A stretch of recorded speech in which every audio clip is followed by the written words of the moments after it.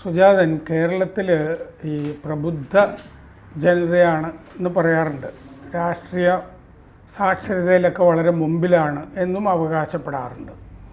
പക്ഷെ B J പിയോട് ഒരു അയിത്ത രാഷ്ട്രീയം ആണ് ഇവിടെ കാണിച്ചുകൊണ്ടിരിക്കുന്നത് ഇടതും വലതും മുന്നണികൾ. അങ്ങനെ കേരളം ഭരിക്കുന്ന പാർട്ടി ബി ജെ പി കേരളത്തിൽ നിന്ന് ഈ പ്രാതിനിധ്യമില്ലാതെ പോകുന്നു ലോക്സഭയിൽ.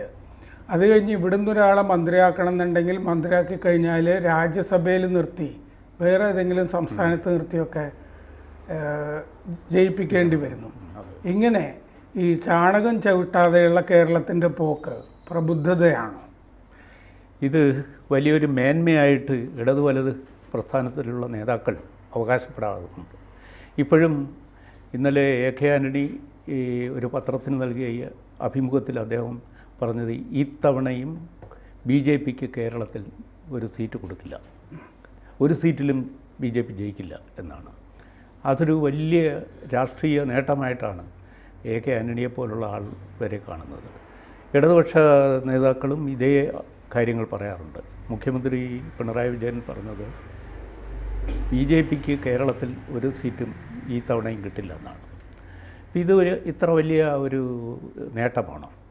ബി ജെ പി എന്ന് പറയുന്നത് കഴിഞ്ഞ 10 വർഷമായി കേന്ദ്രത്തിൽ ഭരണത്തിൽ തുടരുന്ന ഒരു കക്ഷിയാണ്. അവർ നയിക്കുന്ന ഒരു മുന്നണിക്ക് ഇവിടെ 20 സ്ഥാനാർത്ഥികളുണ്ട്. ആ സ്ഥാനാർത്ഥികൾ ഇടത് സ്ഥാനാർത്ഥികളോ വലതുപക്ഷത്തെ കോൺഗ്രസിൻ്റെയോ ലീഗിൻ്റെയോ സ്ഥാനാർത്ഥികളെക്കാളും ഒട്ടും മോശവുമല്ല. പല സ്ഥാനാർത്ഥികളും യോഗ്യതയുടെ അടിസ്ഥാനത്തിൽ ഇവരെക്കാൾ നല്ല പശ്ചാത്തലമുള്ളവരും ബുദ്ധിശാലികളും വിദ്യാഭ്യാസപരമായി മുന്നിൽ നിൽക്കുന്നവരും പല രംഗങ്ങളിലും സാമൂഹിക ബോധവും ഉൾക്കാഴ്ചയും ഉള്ളവരുമൊക്കെയാണ്.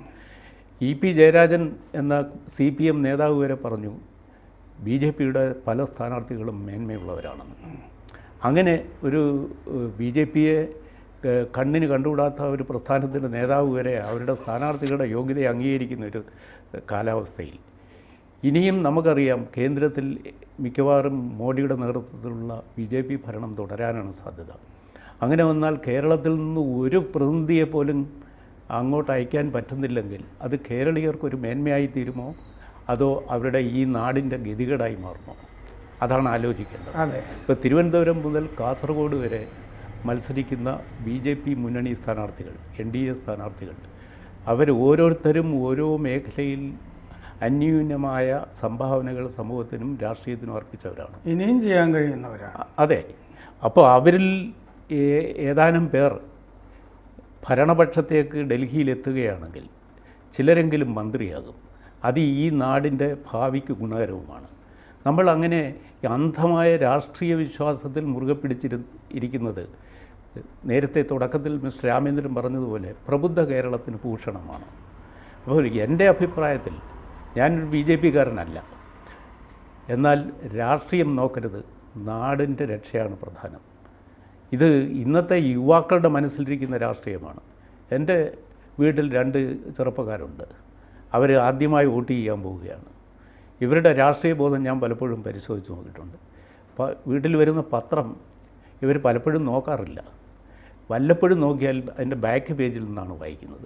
സ്പോർട്സ് ബാക്കിലെ 2 പേജ് വായിച്ചു കഴിഞ്ഞാൽ പിന്നെ അവർ അടുത്ത പേജുകളിലേക്ക് പോകുന്നത് ഞാൻ ഒരിക്കലും കണ്ടിട്ടില്ല. അപ്പോൾ അതിലൊരാളിനോട് ഞാൻ ഒരിക്കൽ ചോദിച്ചു, അതിലെ മകനോട് ഞാൻ ചോദിച്ചു, നിനക്കെന്താ മറ്റു പേജൊന്നും വായിക്കാത്തത്? എനിക്ക് ഈ രാഷ്ട്രീയം ഇഷ്ടമല്ല, I hate that wretched word politics എന്ന് പറഞ്ഞു. മാത്രമല്ല മറ്റേ സ്പോർട്സിൽ വലിയ കാര്യങ്ങളൊക്കെ നടക്കുന്നുണ്ട് താനും ഉണ്ട്. അല്ല, ഈ കായിക രംഗം പത്രങ്ങളെ മാധ്യമങ്ങളുടെ യുവത്വമാണെന്ന് നമ്മളൊക്കെ കുട്ടികളെ പഠിപ്പിക്കാറുണ്ട്. അപ്പോൾ അതൊക്കെ ശരി തന്നെയാണ്. പക്ഷേ ഈ രാഷ്ട്രീയത്തെ ഇങ്ങനെ വെറുക്കുന്ന എന്താണ്? ഇത്രയും മലിനമായ രാഷ്ട്രീയം വെറുക്കപ്പെടേണ്ട ഒരു കാര്യമാണോ? യുവാക്കളെ സംബന്ധിച്ച് ഇപ്പോൾ കഴിഞ്ഞ ദിവസം ഞാൻ സുനിലുമായിട്ട് ചർച്ച ചെയ്തപ്പോൾ ഇന്ത്യയിലെ രാഷ്ട്രീയത്തിലേക്ക് ഇടപെടാനും വോട്ട് ചെയ്യുവാനും യുവാക്കളിൽ ഒരു മൗഢ്യം കാണുന്നു, അവരിൽ താല്പര്യരാഹിത്യം കാണുന്നു, ആവേശമില്ലായ്മയുണ്ട്. അപ്പോൾ ഫസ്റ്റ് ഫേസ് കഴിഞ്ഞപ്പോൾ നമ്മളത് വ്യക്തമായി. അപ്പോൾ അത് കണക്കുകളൊക്കെ അങ്ങനെ സൂചിപ്പിക്കുന്നു. ഇത് ശരിയാണോ? എന്താണ് രാഷ്ട്രീയമെന്ന് ഇതിനെപ്പറ്റി നമ്മുടെ വിദ്യാർത്ഥികൾക്കും യുവാക്കൾക്കും ഒരു നല്ല പാഠം ആവശ്യമില്ലേ? രാഷ്ട്രീയം കേരളത്തിൽ സുജാതന് തോന്നിയിട്ടുണ്ടോ ഒരു പാൻ ഇന്ത്യൻ വ്യൂ തിങ്കിങ് ഈ രാഷ്ട്രീയ പാർട്ടികൾ കാണിക്കുന്നില്ല? ആഗോളതലത്തിൽ ഇന്ത്യയുടെ സ്ഥാനം അതും നോക്കുന്നില്ല. ഇന്ത്യക്ക് എന്തൊക്കെയാണ് ലോകത്തിൻ്റെ മുമ്പിൽ കാണിക്കാനുള്ളത്, ലോകത്തിൽ നിന്ന് വേണ്ടത്, ഇന്ത്യയുടെ അവസ്ഥ എന്താണ്, ഇന്ത്യയുടെ വളർച്ച, ഇന്ത്യയുടെ നന്മ പോലും ഇവിടെ സംസാരിക്കേണ്ട, പത്രങ്ങളിൽ ഇവിടുത്തെ പത്രങ്ങളിൽ വരണ്ട എന്ന് തീരുമാനിച്ചിരിക്കുന്ന പോലെയാണ് അവർ പെരുമാറുന്നത്. അത് നമ്മൾക്ക് രാഷ്ട്രീയത്തോടുള്ള സമീപനത്തിലൊരു വിശാല സമീപനമില്ല. രാഷ്ട്രീയത്തെ നമ്മൾ കാണുന്നത് പാർട്ടി പൊളിറ്റിക്സിനെയാണ്. ഈ എൻ്റെ മകൻ രാഷ്ട്രീയം വെറുക്കപ്പെടേണ്ട ഒരു വാക്കാണ് എന്ന് പറയുമ്പോൾ അവന് രാഷ്ട്രീയത്തെക്കുറിച്ചൊരു തെറ്റായ ധാരണയുണ്ട്. രാഷ്ട്രീയമെന്ന് പറയുന്നത് മനുഷ്യജീവിതത്തിൻ്റെ മേന്മ ഉയർത്തുവാനുള്ള ഒരു സംഘടിത പ്രവർത്തനമാണ്. It is an organized effort to improve the human quality of life. അതാണ് നമ്മൾ രാഷ്ട്രീയത്തെക്കുറിച്ച് വിശാലമായി കൊടുക്കുന്ന ഒരു വ്യാഖ്യാനം. അതേസമയത്ത് രാഷ്ട്രീയവും കക്ഷി രാഷ്ട്രീയവും രണ്ടാണ്. കക്ഷി രാഷ്ട്രീയത്തിൻ്റെ തിന്മകൾ കണ്ടിട്ട് ഈ കൊടിയും ബഹളവും എൻ്റെ കക്ഷിയാണ് ഏറ്റവും നല്ലത് എന്നും എതിരാളി എപ്പോഴും മോശമാണെന്നും കാണുന്ന അന്ധമായ, അതായത് കേരളത്തിലെ ഈ ഇടതും വലതും മുന്നണികൾ പറയുന്നത് BJP നടത്തിക്കൊണ്ടിരിക്കുന്നത് വെറുപ്പിൻ്റെ രാഷ്ട്രീയമാണെന്നാണ്. അതെ അതെ. പക്ഷേ എത്രമാത്രം വെറുപ്പിൻ്റെ രാഷ്ട്രീയമാണ് ഇടതുപക്ഷത്തു നിന്നും വലതുപക്ഷത്തു നിന്നും നമ്മൾ കാണുന്നത്. രാഹുലിൻ്റെ DNA നോക്കണം എന്ന് പറയുന്നത്. അല്ല, അതിനേക്കാൾ ഈ ഫാസിസ്റ്റ് എന്ന് ഒരു വിഭാഗത്തെ വിളിക്കുന്നു. ഈ ഫാസിസ്റ്റ് എന്ന് വിളിക്കുന്ന ആളുകളുടെ പാർട്ടിയിലുള്ളത്ര ഫാസിസം വേറെ എങ്ങും ഇല്ല. എതിരാളിയെ, രാഷ്ട്രീയ എതിരാളിയെ ആശയം കൊണ്ട് നേരിടാൻ പറ്റാതെ ആയുധമെടുത്ത് വെട്ടിക്കൊല്ലുന്ന പാർട്ടി ആണോ ഫാസിസ്റ്റ്? അതിനും സോഷ്യൽ ഫാസിസം എന്ന് പറയുന്നുണ്ടായിരുന്നു നേരത്തെ. അല്ല, ഈ നിലയിൽ ഈ രാഷ്ട്രീയത്തിലെ പ്രായോഗിക പ്രവണതകളുടെ മാലിന്യം കണ്ടിട്ടാണ് യുവാക്കൾ രാഷ്ട്രീയം എന്ന വാക്കിനെ പോലും വെറുക്കുന്നത്. അത് മാറുകയും രാഷ്ട്രീയമെന്ന് പറഞ്ഞാൽ ഇപ്പോൾ ഒരു വഴിയില്ലാത്ത ഒരു ഉൾഗ്രാമത്തിലേക്ക് അവിടുത്തെ ജനങ്ങൾ സംഘടിതമായി ഒരു വഴി നിർമ്മിക്കുന്ന ഒരു രാഷ്ട്രീയ പ്രവർത്തനമാണ് അല്ലേ? അതെ. അപ്പോൾ അതോടെ അവരുടെ സഞ്ചാര സൗകര്യം ഉയരുകയാണ്, ഇന്നത്തേതിനേക്കാൾ മെച്ചമാകുകയാണ് അവരുടെ ജീവിതം നാളെ.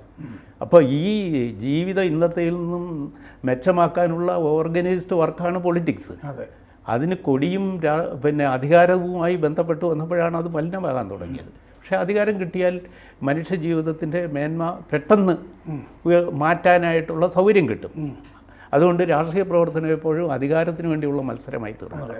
അപ്പോൾ അത് കണ്ടുകൊണ്ട്, അതായത് പാർട്ടി പൊളിറ്റിക്സ് കണ്ടുകൊണ്ട്, അതിൻ്റെ കുഴപ്പങ്ങൾ കണ്ടുകൊണ്ട് രാഷ്ട്രീയത്തെ തന്നെ വേണ്ടെന്ന് വെച്ചാലും ഈ രാഷ്ട്രീയം ഈ വെറുക്കുന്നവനെ വിടത്തില്ല, അവനെ കീഴടക്കും. അതുകൊണ്ട് നമുക്ക് ചുരുക്കി പറയാനുള്ളത്, ഈ വരുന്ന തിരഞ്ഞെടുപ്പിൽ രാഷ്ട്രീയ വൈജാത്യങ്ങൾ മാറ്റിവെച്ച് കേന്ദ്ര ഭരണത്തിൽ കേരളത്തിൻ്റെ നല്ല ഒരു റെപ്രസെൻറ്റേഷൻ ഉണ്ടാവണം. മാത്രമല്ല വളരെ ഗൗരവത്തോടുകൂടി കേരളത്തെ എടുത്തിട്ട് BJP നല്ല സ്ഥാനാർത്ഥികളെയൊക്കെ ഇത്തവണ നിർത്തിയിട്ടുമുണ്ട്. രാജീവ് ചന്ദ്രശേഖരനെ പോലുള്ള ആളുകളൊക്കെ. അല്ല, BJPയുടെ എല്ലാ സ്ഥാനാർത്ഥികളും ഭേദമാണ്. ആലത്തൂരിലുള്ള TN സരസു അടക്കം ഏത് സ്ഥാനാർത്ഥിയാണ് നമുക്ക്? കാസർഗോഡ്, പാലക്കാട്, കൊല്ലത്തെ കൃഷ്ണകുമാർജി തുടങ്ങിയ എല്ലാ സ്ഥാനാർത്ഥികളും ഒന്നിനൊന്നിനും മെച്ചമാണ്. സുരേഷ് ഗോപി തൃശ്ശൂർ, ഏതെങ്കിലും രംഗത്ത് സംഭാവനകളുള്ള ആളുകളാണ് അവർ. അതെ അതെ അതെ. അക്കാഡമീസ് ഒന്നുമിൽ ഫൈറ്റർ എന്ന നിലയിൽ. പിന്നെ എറണാകുളത്തേക്ക് ഡോക്ടർ KS രാധാകൃഷ്ണൻ, ഈ അവിടെ മത്സരിക്കുന്ന 3 പ്രധാന സ്ഥാനാർത്ഥികളിൽ ഏറ്റവും ക്വാളിഫൈഡ് ആയിട്ടുള്ള ആൾ KS രാധാകൃഷ്ണനല്ലേ? നമ്മൾ നിഷ്പക്ഷമായി നോക്കിയാൽ, ഒരു വ്യക്തിത്വത്തിന് വോട്ട് കൊടുക്കണമെന്ന് നോക്കിയാൽ നമ്മൾ KS രാധാകൃഷ്ണൻ വോട്ട് ചെയ്യണമെന്ന് പറയേണ്ടത് അല്ലേ? അപ്പോൾ അദ്ദേഹത്തിൻ്റെ രാഷ്ട്രീയമാണോ അദ്ദേഹത്തെ തിരഞ്ഞെടുക്കാൻ ജനങ്ങളെ തടയുന്ന ഘടകം? അതോ അദ്ദേഹത്തിൻ്റെ മതമാണോ? അപ്പോൾ ഈ തരം വിഭാഗീയത മാറ്റിവെച്ച് മനുഷ്യൻ്റെ മെറിറ്റ് മാറ്റേഴ്സ്, അത് പരിഗണിക്കേണ്ട ഒരു കാലമായിരിക്കുന്നു. നമ്മുടെ ചെറുപ്പക്കാർ ആ നിലയ്ക്കാണ് ചിന്തിക്കുന്നത്. അങ്ങനെ ചെയ്യുമ്പോഴേ കേരളം പ്രബുദ്ധ കേരളമാവുള്ളൂ. അങ്ങനെ വരുമ്പോഴേ കേരളം പ്രബുദ്ധ കേരളമാവും.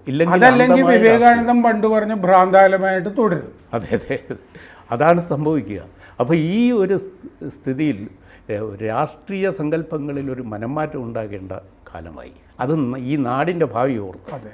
ഇനിയും കേരളത്തിൽ നിന്ന് ഒരു MP പോലും ഇല്ലാതെ കേന്ദ്രത്തിലൊരു ഭരണം വരികയാണെങ്കിൽ അത് കേരളത്തിന് എന്തുമാത്രം നാണക്കേടാണ്. അതെ അതെ. നമ്മളൊരു പാൻ ഇന്ത്യൻ കൾച്ചറിൽ നിന്ന് നേരത്തെ പറഞ്ഞതുപോലെ മാറിപ്പോകുന്നു. നമ്മൾ ദേശീയ മുഖ്യധാരയിൽ നിന്ന് ഒറ്റപ്പെടുന്നു. അതിന് കേരളത്തിന് ഭൂഷണമാണോ? ഇന്ത്യ മുഴുവൻ വികസിക്കുമ്പോഴും ചിലപ്പോൾ കേരളം പുറകോട്ട് പറയാനില്ലാതെയും ചോദിക്കാനില്ലാതെയും പല കേന്ദ്ര പദ്ധതികളും ചോദിക്കാതെയാണല്ലോ അതെ അതെ ഇല്ലാതെ പോകുന്നത്. അതെ അതെ അതെ. അല്ല, ഇത് കൃത്യമായി കാരണം വെറുപ്പിന്റെ രാഷ്ട്രീയം മാത്രമേ ഇവിടെ കൈകാര്യം ചെയ്യുന്നുള്ളൂ. നമുക്ക് എന്തൊക്കെ കിട്ടണം എന്നുള്ളതൊന്നും ചോദിച്ചു വാങ്ങിക്കുന്നില്ല. ആകെ കേന്ദ്ര പദ്ധതികളുടെ പേര് മാറ്റുന്നത് മാത്രമേ നടക്കുന്നുള്ളൂ. അത് നമ്മുടെ നാട്ടിലെ ഏറ്റവും നല്ല വ്യവസായം രാഷ്ട്രീയ വ്യവസായമാണ്. ഈ ചർവിത ചർവണം ചെയ്യുന്ന ഈ അമിതമായ മാധ്യമ സാച്ചുറേഷൻ കൊണ്ട്, ഈ മീഡിയ സാച്ചുറേഷൻ കൊണ്ട് നമ്മുടെ എത്രയോ സമയമാണ് ദുർവ്യയം ചെയ്യപ്പെട്ടു പോകുന്നത്. ഇതുപോലെ പത്രമാധ്യമങ്ങളെ ശ്രദ്ധിക്കുന്ന ഒരു സമൂഹം കേരളത്തിലുള്ളതുപോലെ വേറെങ്ങില്ല.